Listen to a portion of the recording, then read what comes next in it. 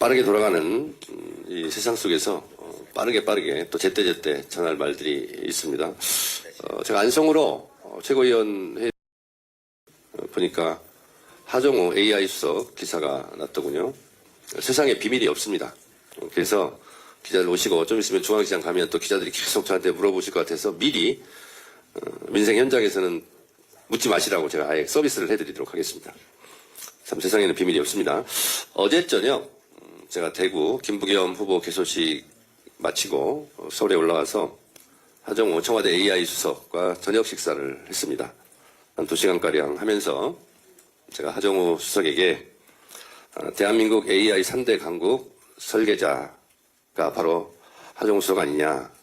이제 그 설계한 것을 국회에 와서 입법으로 완성하고 마무리해야 된다고 생각한다. 그래서 AI 안성맞춤형 국회의원이 당신이다. 그러니 결심해달라라고 제가 설득을 했습니다. 만나보니 하정우 수석은 77년 저하고 뱀띠 띠동갑이었습니다. 딱 보자마자 선선하다 그런 느낌이었습니다. 그리고 참 신선하다 이런 느낌이 들었고요. 컴퓨터 공학도로서 과학자지만 세상 만사에도 참 관심이 많은 착한 천재였습니다. 그리고 세상에 관심도 많은 만큼 세상 사람들에 대한 애정도 참 많았습니다. 따뜻한 사람이었습니다. 그래서 더욱 탐이 났습니다. 그래서 계속 제가 설득을 했습니다. 전재수 후보의 구덕고등학교 6년 후배였고 그 당시는 북갑이었답니다. 북구였답니다. 초중고를 거기서 다 나왔고 토박이고 진짜 부산 사나이였습니다. 그래서 전재수 국회의원의 지역구를 계승발전시킬 딱 맞는 안성맞춤형 국회의원이 아닐까 그런 생각이 들어서 제가 설득을 했습니다. 그리고 부울경 메가시티, 부울경 6.3 지방선거 승리에 견인차가 되달라라고 제가 설득을 했습니다. 그랬더니 집에 가서 생각해 보겠다. 아마 최종 결심을 밤새 하지 않았을까 그런 생각이 듭니다. 아마도 좋은 소식을 여러분께 전할 수 있을 것이라 생각합니다. 기자님들 이제 다 됐죠?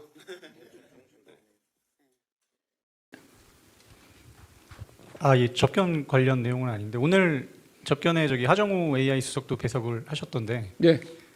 지금 김우창 비서관님 대신 나오셨잖아요. 그래서 하정우 수석님 사직서를 제출했는지랑 그리고 앞으로 업무는 옆에 계신 김우창 비서관님이 대신 하시게 되시는지 여쭙습니다. 인사 문제는 뭐 제가 아는 바가 없고 열심히 일을 하고 있는데 오늘 오면 하사피스 대담보다 본인에 대한 질문이 많아질 것 같아서 그렇게 한 거고요. 예. 개인적인 문제는 제가 뭐 언급하기가 적절치 않습니다. 예. 네, 하정우 수석 관련된 질문이긴 한데 그거와 무관하게 만약에 이제 AI 수석 자리가 지금 굉장히 중요한 자리잖아요. 지금 구글이나 이런 곳에서 지금 만남이 있는 것도 우리나라에서 마땅한 지금 파운데이션 모델이 없는 상황에서 지금 네이버라는 곳은 플랫폼 기업이니까 그런 것을 넘어서 좀 후임 인사에 대한 눈이 가는 건 사실인데 후임 인사라고 꼭 하지 않더라도 우리나라에서 지금 AI 수석 지금 후임자 물색 작업이 이루어질 수 있는지. 앞단이 지금 예. 실현되지 않았기 때문에 제가 뭐 질문 자체가 성립이 안 되는 거라서. 하정우 AI 수석이 출격을 하는 걸로 거의 이제 뭐 확정 단계인 것 같아요. 한 29일쯤 공천 발표를 한다고 하고 오늘 사의 표명을 했고 바로 이재명 대통령이 제가하는 그 수순으로 마지막에 AI의 아버지인가 누군가를 만나는 것까지 대통령을 함께 수행을 하고 지금 이제 사의를 표명한 걸로 알려져 있습니다. 요거는 어떻게 보셨어요? 뭐 예상된 수순이었다고 예. 보고요. 근데 어제 이제 정청래 대표가 하정우 수석과 저녁 2시간. 식사를 하면서 오. 이제 마지막 결심을 이제 확정을 지은 것 같습니다. 그렇게 해서 결국 잘 됐고 부산 같은 경우는 제가 저도 외갓집이 부산인데 지역에 대한 연고가 좀 있어야 된대요. 무조건 있어야 되는구나. 수도권과는 좀 정서가 좀 다른 한동훈 것 같은 같습니다. 인물이 내려가면 안 먹히는구나. 가자마자 한동훈 혼나잖아요. 그러니까. 야, 너 뭐 아크로비스타 아니야? 아크로비스타는 김건희군요. 타워 팰리스 파는 사람이 왜 왔냐고. 부산 왜 왔어? 왜 왔냐고. 뭐 하는 부분에 있어서 이제 그게 정서적으로 그런 게 굉장히 중요하다고 제가 알고 있거든요. 그런데 어쨌든 하정우 수석은 그곳에 학교를 다 나왔던 그 연고가 있기 때문에 뭐 가가지고 바로 이제 부산 사투리를 시작해버리면 그냥 한동훈 부산 사투리를 모릅니다. 그래가지고 계속 혼이 나도 예. 거기서 뭐 예를 들어서 하정우 수석은 아유 갑자기 왜 왔어요? 아유 뭐 어머니 그러신 거 아닙니다. 제가 지금 예. 사실 사투리를 잘 몰라서. 잘 몰라요. 예. 그래서 해버리면 끝난다. 예. 그래서 근데 한동훈이 계속 제가 떠나지 않을 겁니다. 떠나지 않을 겁니다. 계속 이렇게 말하는 서울 변호사예요 그냥. 그래서 저는 하정우 수석이 공식적으로 사의 표명을 하지 않았는데 아예 청와대가 먼저 하정우 수석 오늘 사의 표명을 하면 즉시 재가를 할 것이다라는 말을 먼저 합니다. 어떻게 읽어야 돼요? 당사자가 사의 표명을 하지 않았는데도 사의 표명하면 즉시 재가할 것이다.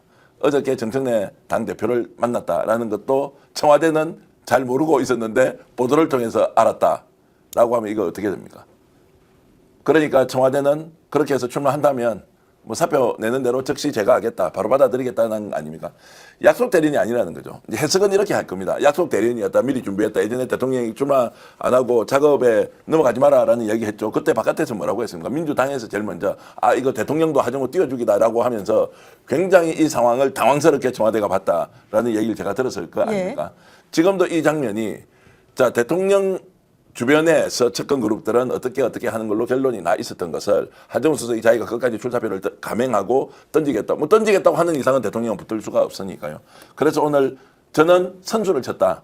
사표 내기 전에 아예 오자마자 바로 재가를 할 것이다 라고 하는 것은 가장 안 좋게 이건 버렸다는 표현이 맞고요.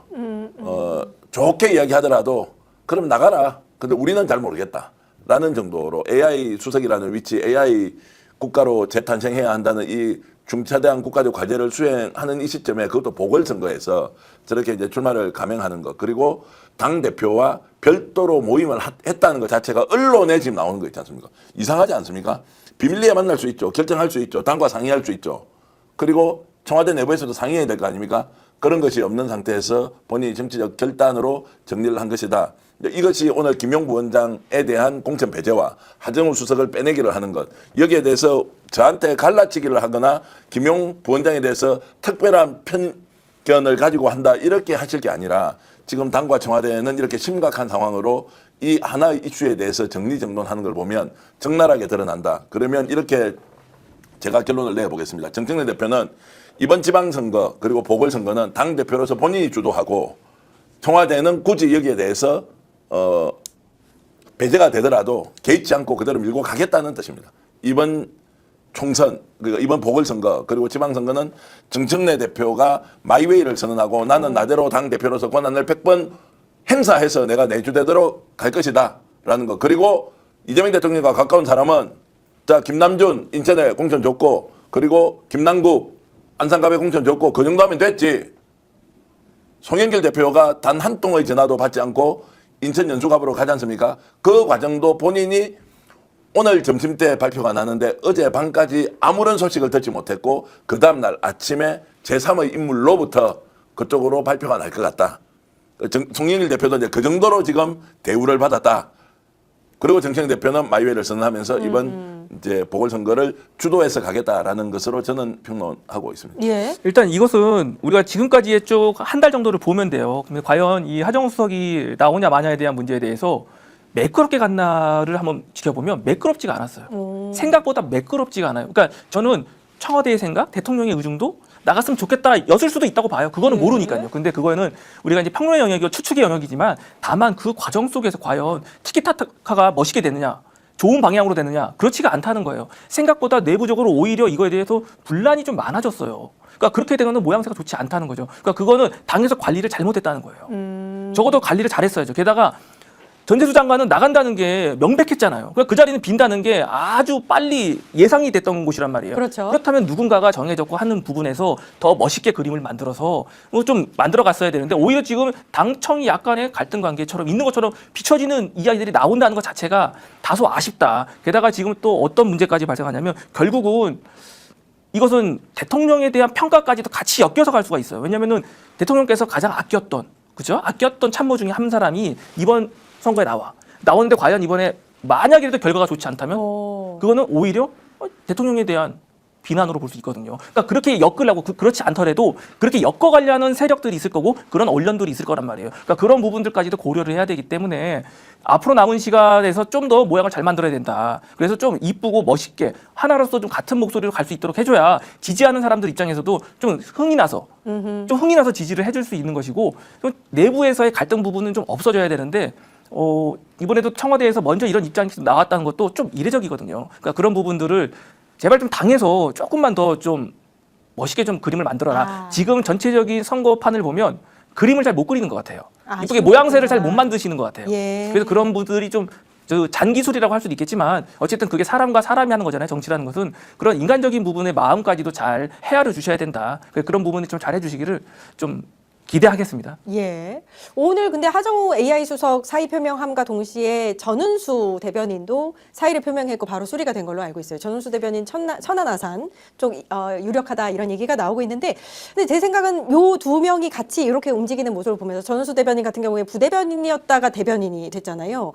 요게 사실 출마의 수순이다라는 이야기가 많았거든요. 그래서 어떻게 보면 정말 이거는 해석의 영역인 것 같아요. 이렇게 누가 사실을 확인해 줄 수도 없고, 그럼요. 예, 왜냐면은 확인할 수도 없는. 확인이 안 되죠. 예. 대통령 다만 변호사님처럼 이 공천 과정에서 하정우 수석을 공천이 만약에 되면 그 과정이 더 빛나야 되는데 과정이 좀 아쉬움이 있었다. 그러니까 그게 너무 아쉽다는 거예요. 아. 그런 부분을 좀 멋있게 만들어 가야죠. 그러니까 당에서 결정권은 어차피 당에서 갖고 있었던 거고 본인이 출마하고자 하는 의지가 있었으면 하는 거죠. 근데 그 과정에서 더 멋있게 그림을 만들어서 좀 해야 되는데 예. 지금은 약간 흔들렸다. 그 부분이 너무 아쉽다는 거예요. 아쉽습니다. 예. 근데 고도의 계산을 통해서 저는 이제 하는 것이라고 보고요. 뭐 권한을 가진 쪽에서 이렇게 하겠다라고 하는데 권한 없는 사람이 시비 걸고 따져봐야 이제 비판하는 것 이상으로 이제 넘어설 수는 없고, 이재명 대통령, 이재명 정부의 성공을 가장 잘 녹여서 이번 지방선거에 훨씬 더 압승할 수 있고 명분과 실리를 동시에 추구할 수 있는 카드가 과연 없었을까?